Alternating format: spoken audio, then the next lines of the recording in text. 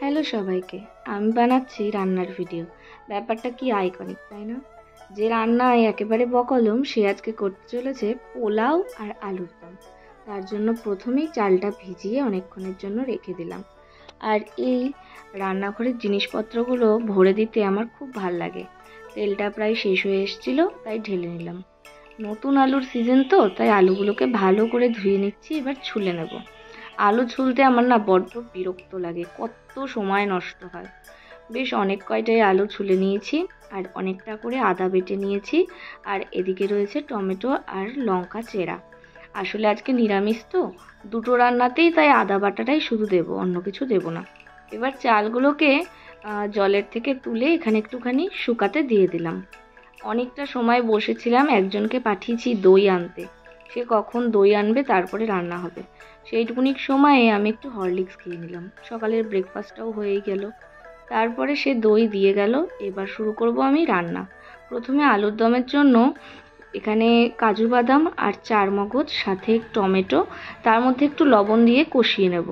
হালকা একটুখানি জল দেব যাতে একটা সুন্দর পেস্ট বানানো যায়।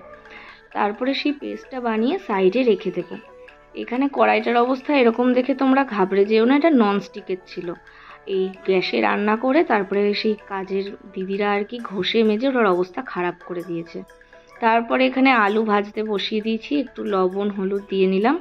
আলুগুলো ভাজা হয়ে গেলে তুলে নিলাম। এইদিকে তারপরে দিয়ে দিলাম তেজপাতা, শুকনো লঙ্কা আর একটু জিরে দিয়ে তার মধ্যে সব রকমের যা গুঁড়ো মশলা ছিল সেগুলোকে একবারে দিয়ে দিলাম। ও আর 1 চামচ আদা বাটাও দিয়েছিলাম। নিজে রান্না করেছি, কি করেছি দেখো, ভয়েস দিতে গিয়ে ভুলে গেছি। আর যে প্রথমে টমেটো কাজু বাদামের পেস্টটা বানাচ্ছিলাম সেটা দিয়ে নিলাম। তার মধ্যে দিয়ে দিলাম একটু টক দই, দিয়ে ভালো করে এবার মশলাটাকে কষিয়ে নেব। মশলা ভালো করে কষানো হয়ে গেলে তার মধ্যে দিয়ে দিয়েছি আলু। আর আমি বা শুভ্র কেউ বেশি ঝোল খাবো না, তাই গ্রেভিটা কম রেখেছি। একটু গরম জল দিয়ে এখানে ফুটিয়ে নেব। আর এদিকে দিয়ে দিলাম কয়েকটা কাঁচা লঙ্কা, আর লাস্টে দিয়ে দেবো চিনি, রঙটা সুন্দর হবে। আর আমি ঘিটা আজকে গলিয়ে রেখেছি, অনেকটা করে ঘি দিয়ে দিলাম। আর গরম মশলা দিয়ে দিলাম। এবার চলো পোলাও বানানো যাক। যেই চালগুলো শুকাতে দিয়েছিলাম তার মধ্যে লবণ, হলুদ, আদা বাটা, কাঁচা লঙ্কা, চিনি আর অনেকটা গলানো ঘি দিয়ে মাখিয়ে নেব ভালো করে। এটা কিন্তু আমার জীবনে প্রথম অ্যাটেম্প্ট এরকম কিছু রান্না করা। তারপরে আবার অনেকটা প্যানের মধ্যে ঘি দিয়ে নিলাম। তার মধ্যে তেজপাতা, দারচিনি, এলাচ আর লবঙ্গ দিয়ে কাজু বাদাম কিশমিশ দিয়ে হালকা করে ভেজে নেব। হালকা ভাজতেই তার মধ্যে দিয়ে দেব সেই আমার মিক্সিং করা চালগুলো কিন্তু আমি 1 ঘন্টার জন্য ম্যারিনেটে রেখেছিলাম। আর এদিকে বসিয়েছি জল গরম করতে। চালের একদম ডবল পরিমাণ জল দিয়ে সেটাকে ঢেকে রেখে দেব।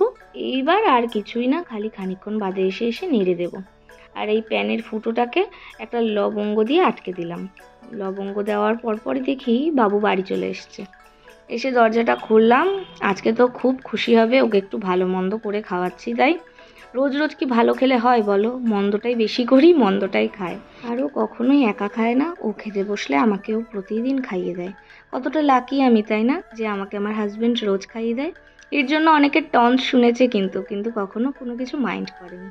আজকের ভিডিওটা এইটুকুই। আজ তবে আসি, দেখা হবে খুব জলদি। বাই।